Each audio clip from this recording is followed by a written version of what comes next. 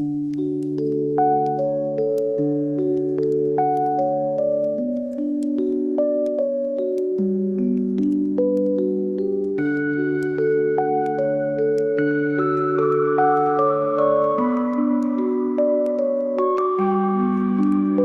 de bir insanım, ben de canlıyım. Benim de kalbimin arzuları var. Değiller ara bir delikanlıyım. Çok da değinmesin kalınca yer. Benim de kalbimin arzuları var. Benim de kalbimin arzuları var. Ben seni sevmedim o gözler diye. Gözümden ot gibi yaşlar dökmedim. Ben sana vermedim kızıl hediye. Çünkü yalvarmadım ve diz çökmedim.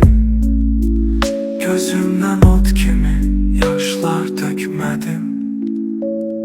Bu son sözlerimi kulağından az. Dünyada her günün bir hükmü vardı.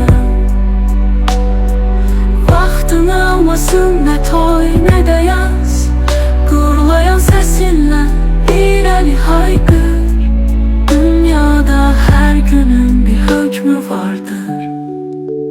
Sen humur değilsen, mendeki sanam. Bugünkü sevginin başladığı anda ne Mecnun, ne Leyli, ne kalbi yapan kalmamış. Onların adı yaşam. Bugünkü sevginin başladığı anda. Koy bize gülmesin ne dost ne de yat. Ehtiyatlı danış, ehtiyatlı dur. Ne kadar mən sağam, get dolana saat. Fakat sevgilimden xahişim budur. Ehtiyatlı danış, ehtiyatlı dur.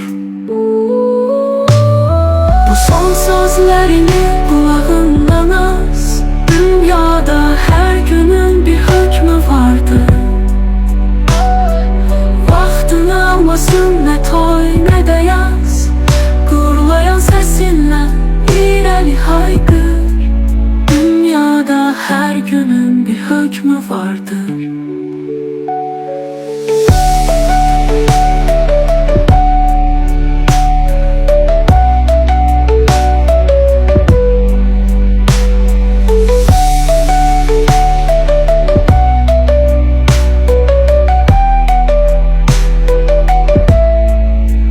Haydi insanlara kaynayıp karış.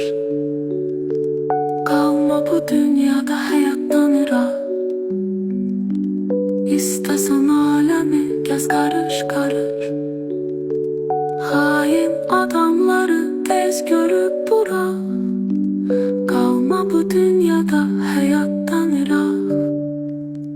Hüsnünü örtmesin ne perde ne renk. Ay kimi saf dolan, gün kimi açık. Geçmişin üstüne kalem çekerek.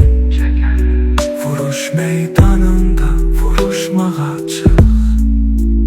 Ay kimi saf dolan, gün kimi açık. Hüsnünü örtmesin ne perde ne renk. Ay kimi saf dolan, gün kimi açık. Geçmişin üstüne